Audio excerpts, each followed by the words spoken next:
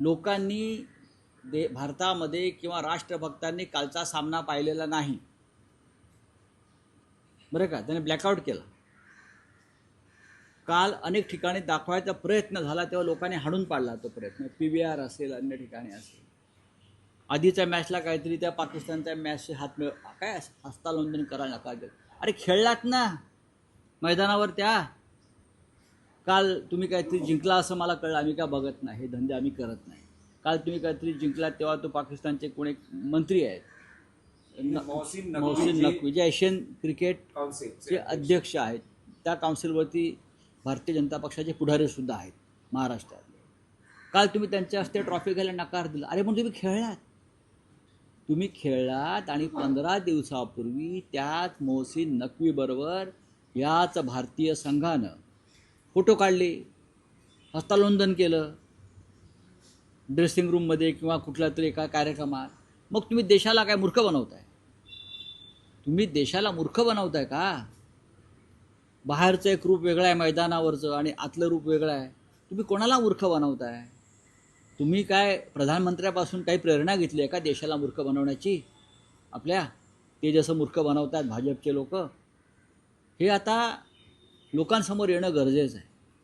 हे जे ढोंगे आहे सगळे, मग कुठल्याही क्षेत्रातले असतील, तुम्ही त्यांच्याबरोबर 15 दिवसापूर्वी चहा घेतलेला आहे, ब्रेकफास्ट केलेला आहे, फोटो काढलेले आहेत, हात मिळवलेला आहे. मग तुम्ही काल हे देशाला काय दाखवत आहे? तुम्ही का खेळलात हा आमचा प्रश्न आहे. तुम्ही खेळायला नाही हवं. हाच आमच्या हुतात्म्यांचा आणि त्या सगळ्या निरपराध जे मारले गेले त्यांच्या रक्ताचा हा अपमान आहे. भारतीय क्रिकेट बोर्डाच्या निवडणुकीमध्ये इथे सगळे लोक अडकलेले आहेत. हां, एक कोणीतरी जम्मू काश्मीरचे अध्यक्ष केले आहेत. एकेकाळी भारतीय क्रिकेट कंट्रोल बोर्डावरती महाराष्ट्रातल्या सुद्धा आणि मराठी खेळाडूंचा एक सहभाग होता. पण गेले काही काळ जय शहा आल्यापासून भारतीय क्रिकेट बोर्डामध्ये महाराष्ट्र दिसत नाही. हां, अजिबात दिसत नाही. का हे ठरवून चाललं आहे का? हा प्रश्न मराठी माणसानं सुद्धा स्वतःलाच विचारला पाहिजे की असं का होतं आहे सातत्यानं.